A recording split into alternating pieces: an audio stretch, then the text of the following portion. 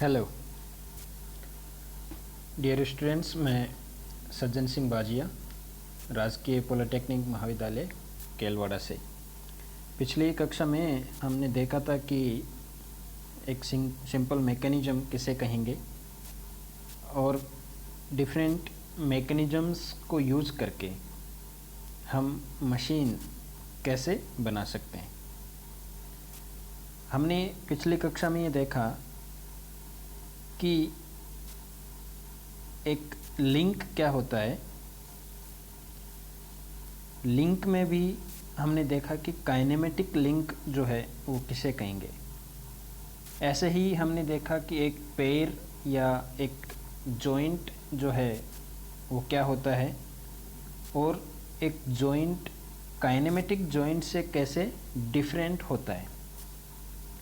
फिर हमने देखा कि इन काइनेमेटिक लिंक्स को, जो हमने काइनेमेटिक लिंक का एक डेफिनेशन जो हमने देखा, इस तरह की सभी काइनेमेटिक लिंक्स को लेकर के यदि हम उनको एक के बाद दूसरा इस तरह से एक के बाद एक के बाद एक इस तरह से जोड़ें सभी लिंक्स को, और जोड़ना मतलब एक पेयर एक जॉइंट आएगा ना। जब जोड़ने की बात करेंगे तो जॉइंट आएगा। तो मैंने बताया आपको जॉइंट भी कैसा होना चाहिए, काइनेमेटिक जॉइंट होना चाहिए या काइनेमेटिक पेयर होना चाहिए।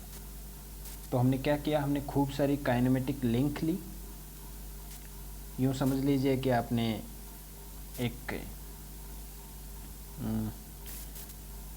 एक आपने वायर का टुकड़ा लिया, खूब सारे वायर के टुकड़े ले लिए और एक वायर से दूसरे वायर को, दूसरे वायर से तीसरे वायर को काइनेमेटिक जॉइंट के साथ में जोड़ते हुए चले गए।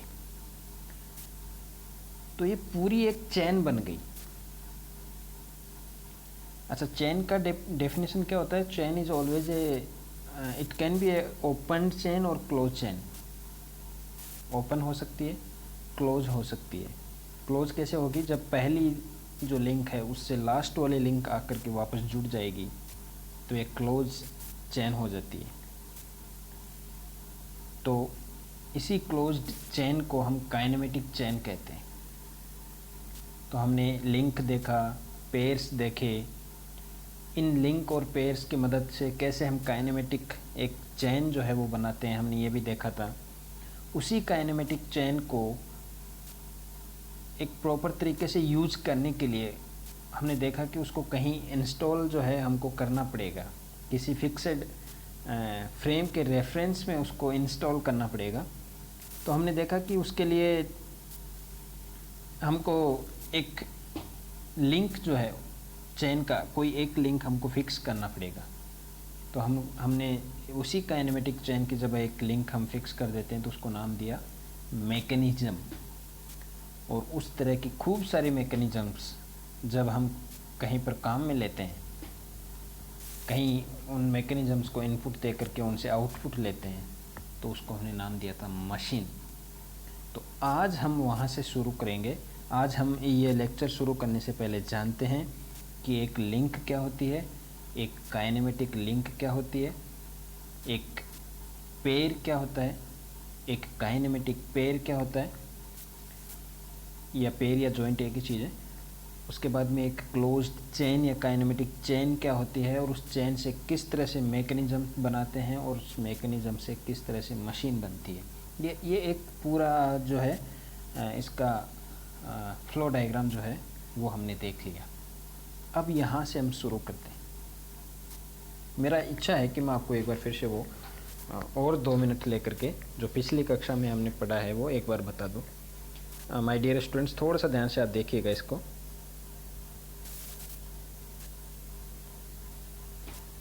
सबसे पहले लिंक।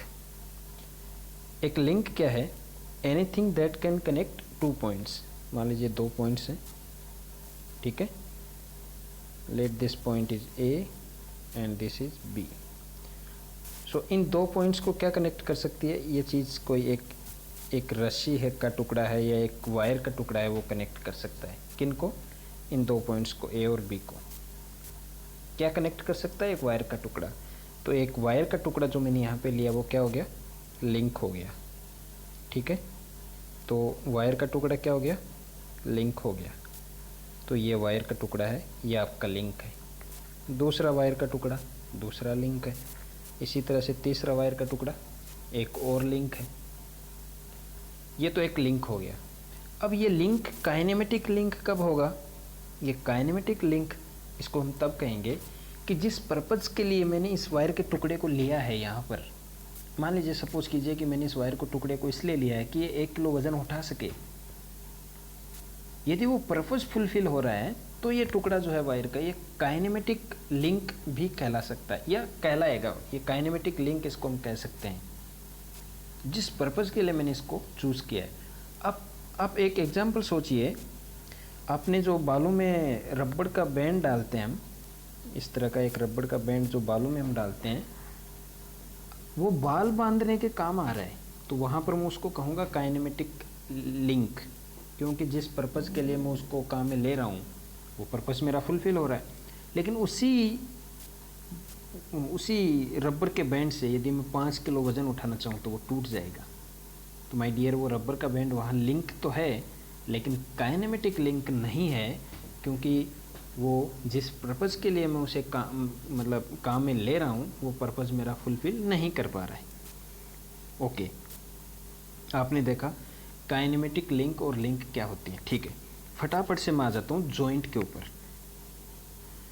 ये एक लिंक है, ये यहाँ पर इस दूसरे लिंक से जुड़ी हुई है, तो ये क्या हो गया, ये आपका जॉइंट हो गया। ठीक है, ये आपका जॉइंट हो गया। कौन सा? जहाँ पर ये जुड़ी हुई है। डेफिनेशन कुछ इस तरह से देंगे, any kind of connection between two links is a joint. कोई भी कनेक्शन, एक और कनेक्शन करके बताता हूँ, देखिएगा। ये एक प्लेट है, यानी एक लिंक है। इस प्लेट के ऊपर आपने ये दूसरी प्लेट रख दी, ये लिंक पहली लिंक है, ये वाली दूसरी लिंक है। इन दोनों के बीच में कनेक्शन दिख रहा है, कुछ कांटेक्ट दिख रहा है यहाँ पर। मीन्स ये कांटेक्ट जो है, ये कांटेक्ट जो यहाँ पर है, दैट इज ए पेयर। ये भी एक जॉइंट है, पेयर है। तो डेफिनेशन अपना ये हुआ कि किसी भी तरह का कोई कनेक्शन दो लिंक्स के बीच में, वो पेयर या जॉइंट कहलाता है। अच्छा, काइनेमेटिक पेयर कब होगा? उसका डेफिनेशन मैंने दिया था कि जब मोशन उन दोनों पेयर्स के बीच में, जब रिलेटिव मोशन जो है वो कंस्ट्रेंट होगा। कंस्ट्रेंट मतलब एक फिक्स्ड टाइप ऑफ इनपुट जब आप देंगे तो फिक्स्ड टाइप ऑफ आउटपुट आपको मिलेगा। तो वो यदि आपका कंस्ट्रेंट मोशन है तो उसको हम काइनेमेटिक जॉइंट कह देंगे। काइनेमेटिक लिंक आपने देख ली, काइनेमेटिक जॉइंट आपने अभी देख लिया। इन दोनों को यूज करके मैंने एक चेन बनाई। ये लिंक, ये जॉइंट, ये लिंक, ये जॉइंट, ये लिंक, और यहाँ एक जॉइंट, और ये लिंक, और यहाँ एक जॉइंट। कैसे चेन बनाई? Closed chain. तो यह है काइनेमेटिक चेन। इसको ध्यान रखिएगा, काइनेमेटिक चेन मैंने इसको क्यों कहा? क्योंकि ध्यान से देखिएगा, क्यों कहा? क्योंकि मैंने जो लिंक जो ली है वो मेरी काइनेमेटिक लिंक ली है, जो मैंने जॉइंट सेलेक्ट किया है वो काइनेमेटिक जॉइंट सेलेक्ट किया है, इसलिए पूरी चेन जो है उसको मैं कहूँगा काइनेमेटिक चेन और क्लोज्ड चेन। ठीक है, ओके। काइनेमेटिक चेन हमने देख लिया। काइनेमेटिक चेन के बाद में आता है इस चेन का कहीं यूज करना। मतलब मेरे को किसी फ्रेम ऑफ रेफरेंस के साथ में इस चेन को इंस्टॉल करना पड़ेगा। उसके लिए क्या करूँगा, कोई भी एक लिंक जो है इस चेन का उसे मैं फिक्स कर दूँगा। ये वाला मैंने मान लीजिए फिक्स कर दिया। तो ये अभी क्या हो गया, अभी ये जो है आपका ये हो गया मैकेनिज़्म। माय डियर, जो आपके टॉपिक का नाम है सिंपल मैकेनिज़्म, तो मैकेनिज़्म क्या हो गया, ये आपका मैकेनिज़्म हो गया। और यदि इसी मैकेनिज़्म में, ये जो आपका मैकेनिज़्म है, इसी मैकेनिज़्म में मैं यहाँ पर कोई एक इनपुट दूँ और यहाँ से कोई एक आउटपुट यदि मैं लेता हूँ, और इस तरह की खूब सारी और मैकेनिज़्म मैंने यूज़ कर रखी हैं, तो उसे उन सब को मिला करके हम कहेंगे मशीन। तो ये हमने पिछली क्लास में देख लिया था। अब हम देखेंगे कि इस तरह की काइनेमेटिक जो मैकेनिज़्म जो है, जिसका एक लिंक फिक्स्ड है, उसका डिग्री ऑफ फ्रीडम हम कैसे निकालें। ठीक है, ओके। मैंने आपको पिछली कक्षा में बताया था कि एक प्लेन के अंदर किसी ऑब्जेक्ट का, एक प्लेन के अंदर, प्लेन में किसी ऑब्जेक्ट का मैक्सिमम डिग्री ऑफ फ्रीडम जो है वो 3 हो सकता है। कौन सा? एक्स, वाई, यानी ये तो हैं आपके दो ट्रांसलेशन, एक्स डायरेक्शन में, वाई डायरेक्शन में, और एक है एंगल थीटा, रोटेशन, उस प्लेन में रोटेशन। ये 3 जो हैं वो किसी एक लिंक के, एक प्लेन में मैक्सिमम डिग्री ऑफ फ्रीडम हो सकते हैं। किसके? एक आपका लिंक है और प्लेन में है, तो इतने डिग्री ऑफ फ्रीडम हो सकते हैं। कितने? 3। ओके, दोबारा देख लीजिए। 1 link, maximum degree of freedom 3। तो यदि यही n लिंक हो गई तो maximum degree of freedom 3n। Is it clear? ये तो मैक्सिमम है, अब ध्यान देने की बात है। 3n तो मैक्सिमम है। यदि मैंने, मान लीजिए ये एक लिंक है, इसका total maximum degree of freedom एक प्लेन में कितना हो सकता है, मैंने अभी बताया 3। ये एक और लिंक है, इसका भी कितना हो सकता है? 3। दोनों को मैंने जोड़ दिया यहाँ पर। आपको क्या लगता है दोनों का डिग्री ऑफ फ्रीडम टोटल कितना होगा? 3 और 3 6? नहीं। क्यों? क्योंकि अब मैंने इस लिंक को इस वाले लिंक से जॉइंट कर दिया है। अब ये दोनों एक दूसरे के इंडिपेंडेंट नहीं है, डिपेंडेंट हो गई हैं। आप समझ पा रहे हैं ना? क्या हो गई हैं? डिपेंडेंट। इस तरह से, ऐसा करने से एक लिंक का, इस तरह से एक जॉइंट करने से एक लिंक का जो पहले मैक्सिमम 3 डिग्री ऑफ फ्रीडम था, अब उसके पास सिर्फ 1 डिग्री ऑफ फ्रीडम रह जाता है। उसके 2 डिग्री ऑफ फ्रीडम ख़त्म हो जाते हैं। कैसे? यहाँ देख लीजिए, इसी में मैं आपको समझा देता हूँ। ये आपका पहला लिंक है, ये आपका दूसरा है। ठीक है, तो आपका पहला और दूसरा लिंक आपने देखा। मान लीजिए ये फिक्स्ड है, थोड़ी देर के लिए ऐसा मान लीजिए फिक्स्ड है। मैं ये जो दूसरी वाली जो लिंक है, इसका डिग्री ऑफ फ्रीडम पहले 3 था। Is it clear? अब बताइए क्या कर सकते हैं आप इसके साथ में? क्या इसको एक्स ट्रांसलेशन दे सकते हैं? यहाँ पर जॉइंट होने के बाद क्या इसको एक्स ट्रांसलेशन दे सकते हैं? एक्स डायरेक्शन में ले जा सकते हैं खींच करके? नहीं, क्योंकि यहाँ जॉइंट है, ख़त्म, एक्स ख़त्म है। वाई में ले जा सकते हैं? नो, वाई भी ख़त्म है। तो बचा क्या? Angle theta. आप इसको, इस लिंक को इस जॉइंट के अबाउट घुमा सकते हैं, यानी एंगल थीटा फ्रीडम जो है उसका, वह अभी आपके पास बचा है। कहने का मतलब, एक लिंक के पास मैक्सिमम जो 3 डिग्री ऑफ फ्रीडम जो है, उस लिंक को यदि आप एक चेन के अंदर जोड़ देते हैं तो वो 3 में से 2 उसका गायब हो जाता है। बचता कितना है? 1 बचता है। एक बहुत ही इम्पोर्टेंट पॉइंट यहाँ पर लिखना चाहूँगा, आपको बताना चाहूँगा। वो क्या है? ऐसा तब होता है जब जॉइंट किस तरह का हो माय डियर, याद रखना, जब जॉइंट लोअर पेयर हो, सरफेस कांटेक्ट वाला हो। याद करो पिछली क्लास में हमने पढ़ा था, जॉइंट 2 तरह के होते हैं, एक लोअर पेयर या लोअर जॉइंट, दूसरा हायर जॉइंट। लोअर जॉइंट में दोनों बॉडीज़ के बीच में सरफेस कांटेक्ट होता है, हायर जॉइंट में दोनों बॉडीज़ के बीच में पॉइंट कांटेक्ट होता है।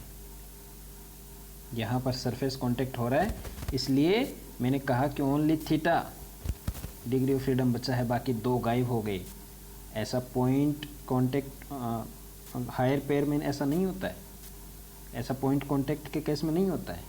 उस केस में क्या होता है, उस केस में सिर्फ 1 डिग्री ऑफ फ्रीडम आपका ब्लॉक होता है, 2 डिग्री ऑफ फ्रीडम अभी भी आपके पास होते हैं।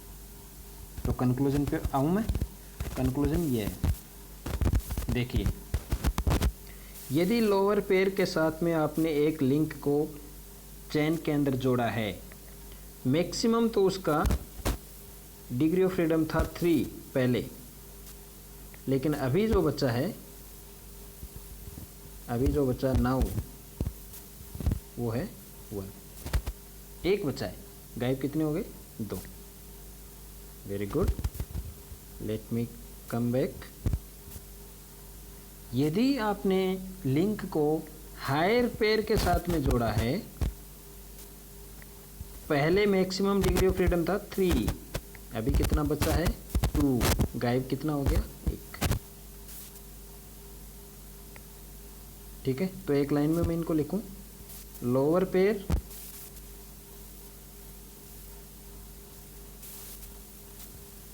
मैक्सिमम 3, अवेलेबल 1, रेस्ट्रिक्टेड 2, यानी 2 खत्म हो गया, 1 बचा, पहले मैक्सिमम 3 था। Higher pair maximum available 3, available 2 and restricted 1। So this is the information about pairs, degree of freedom of pairs। अब मैं पीछे थोड़ा सा वहाँ से स्टार्ट करता हूँ जहाँ से मैंने शुरू किया था। एक चेन बना लेते हैं, ये लो चेन बना लिया, इस चेन को मैकेनिज्म में कन्वर्ट कर देते हैं, ये लो मैकेनिज्म में कन्वर्ट कर दिया, एक लिंक फिक्स करके। अभी मैं आपसे पूछूँ टोटल कितने लिंक, आप कहोगे 1 2 3 और 4। टोटल कितने लिंक 4, यानी n, that means total link 4। ठीक है, ठीक है ना, ओके। टोटल लोअर पेयर कितने हैं, 1 2 3 4। टोटल हायर पेयर कितने हैं, 0। ठीक है, आ जाइए अब फॉर्मूला देख लेते हैं। डिग्री ऑफ फ्रीडम का डेफिनेशन यहाँ पे दिया है, वो आपको पता ही है क्या होता है डिग्री ऑफ फ्रीडम। अब इसका फॉर्मूला देखिए, यहाँ पर ये लिखा है, आपके लिए फॉर्मूला दिखा देते हैं, ये रहा, ये देखिए मैंने आपको बताया था, क्या बताया था कि किसी एक लिंक का मैक्सिमम डिग्री ऑफ फ्रीडम कितना हो सकता है, 3 हो सकता है। तो यदि टोटल लिंक का नंबर L है, जिसको हम n लिखते आ रहे थे, जिसको हम स्मॉल n से लिख रहे थे, उसको ऑथर ने यहाँ पे L से लिखा है। ठीक है, कोई बात नहीं। तो यदि एक लिंक का मैक्सिमम डिग्री ऑफ फ्रीडम 3 है, तो L का कितना हो जाएगा, 3L। लेकिन हमने देखा कि लोअर पेयर के साथ में यदि जोड़ा है तो 2 तो गायब हो जाती हैं, एक लिंक के 2 गायब हो जाते हैं, तो L के कितने होंगे, या J जॉइंट्स हैं, एक जॉइंट पे 2 गायब हो जाते हैं, लोअर पेयर पे, एक लोअर पेयर पे 2 गायब हो जाते हैं, तो J लोअर पेयर्स हैं, तो कितने गायब होंगे, 2J। ठीक है, एक हायर पेयर पे 1 गायब होता है, एक हायर पेयर पे 1 गायब होता है, तो टोटल यदि H हायर पेयर्स हैं, टोटल H, तो कितना गायब होगा, H। ठीक है ना। अब याद करिए, टोटल लिंक मैंने आपको बताया, जैसे पिछला एग्जाम्पल हमने लिया था जिसमें 4 टोटल लिंक थी, लेकिन माय डियर क्या चारों का डिग्री ऑफ फ्रीडम 3 3 3 3 था, नहीं, क्योंकि उनमें से एक को हमने फिक्स कर दिया था, फिक्स कर दिया तो उसका डिग्री ऑफ फ्रीडम कितना हो गया, 0। यानी मान लीजिए total total number of link n हैं, तो ऐसी कितनी लिंक हैं जिनका डिग्री ऑफ फ्रीडम 3 है, मैक्सिमम डिग्री ऑफ फ्रीडम 3 है, n-1, एक घटाना पड़ेगा क्योंकि एक को हमने फिक्स कर दिया है। वही यहाँ पर इन्होंने किया है, 3l में से 3j जो है वो माइनस किया है। यहाँ पर j यानी जो फिक्स्ड नंबर ऑफ लिंक्स है, जो हमेशा एक ही रहेगा, j का वैल्यू हमेशा एक रहेगा। तो 3l-3 यानी 3 ब्रैकेट में l-1 आएगा आगे ये फॉर्मूला। अब देख लीजिए यहाँ पर ये रहा 3l-1 -2j माइनस h भी आएगा, वो इन्होंने लिखा नहीं है, तो ये अपना डिग्री ऑफ फ्रीडम m जिससे ये लिख रहे हैं उसका फॉर्मूला है। सो माय डियर, आज का वीडियो मैं यहीं कंक्लूड करता हूँ। आपको ये फॉर्मूला बहुत ही ब्यूटीफुल फॉर्मूला जो है, जिसको मैं स्टार लगा देता हूँ, ये आपको याद रखना है। फॉर्मूला क्या है? एक प्लेनर, देखिए कुछ शब्द याद रखने होते हैं हमेशा। ये मैकेनिज्म कैसी है? प्लेनर मैकेनिज्म है। ये देखो यहीं पर लिखा है, जहाँ पर मैं लिखने लगा था वहीं पर लिखा है ये नाम, प्लेन। ये प्लेनर मैकेनिज्म है। तो एक प्लेनर मैकेनिज्म का टोटल डिग्री ऑफ फ्रीडम यदि हमको निकालना है तो क्या करना है? पहले तो टोटल नंबर ऑफ लिंक्स जो हैं वो काउंट कर लेना है कितने हैं, उनमें से एक कम करके उसको 3 से गुणा करवा देना है, यही कहना है इन्होंने। Minus total number of lower pairs, ये जे जो है ना माय डियर, याद रखो ये लोअर पेयर है, minus total number of lower pairs हमको काउंट करने हैं और उनको 2 से गुणा करा करके घटा देना है। और माइनस, मैंने बताया था ना आपको ऊपर, माइनस आपको हायर पेयर भी कितने हैं वो भी देखना है और उनको 1 से गुणा करवा के, यानी जितने हायर पेयर हैं वो भी इसमें से रिमूव कर देना। And this is the degree of freedom formula. ये आपको याद रखना है, बहुत इंपॉर्टेंट फॉर्मूला है प्लेनर मैकेनिज्म का टोटल डिग्री ऑफ फ्रीडम के लिए। इस फॉर्मूला को एक साइंटिस्ट जो हैं जिनके नाम से ये फॉर्मूला पड़ा, जिन्होंने ये फॉर्मूला कैलकुलेट किया था, जिनका नाम था कुज़बेक। इस फॉर्मूला को कुज़बेक फॉर्मूला के नाम से भी हम जानते हैं। आई थिंक जिन्होंने ये फॉर्मूला बनाया उनको याद करना बहुत ज़रूरी है, इसलिए हम कुज़बेक जी का ये जो फॉर्मूला जो याद कर रहे हैं यहाँ पे, तो इस अवसर पर हमको साइंटिस्ट का नाम भी याद करना चाहिए। तो कुज़बेक नाम के साइंटिस्ट जो थे उन्होंने यह फॉर्मूला दिया था। ओके, सो इसको मैं यहीं पे वीडियो को अभी बंद कर रहा हूँ। नेक्स्ट क्लास में मिलेंगे इससे अगले टॉपिक पे। Okay, thank you.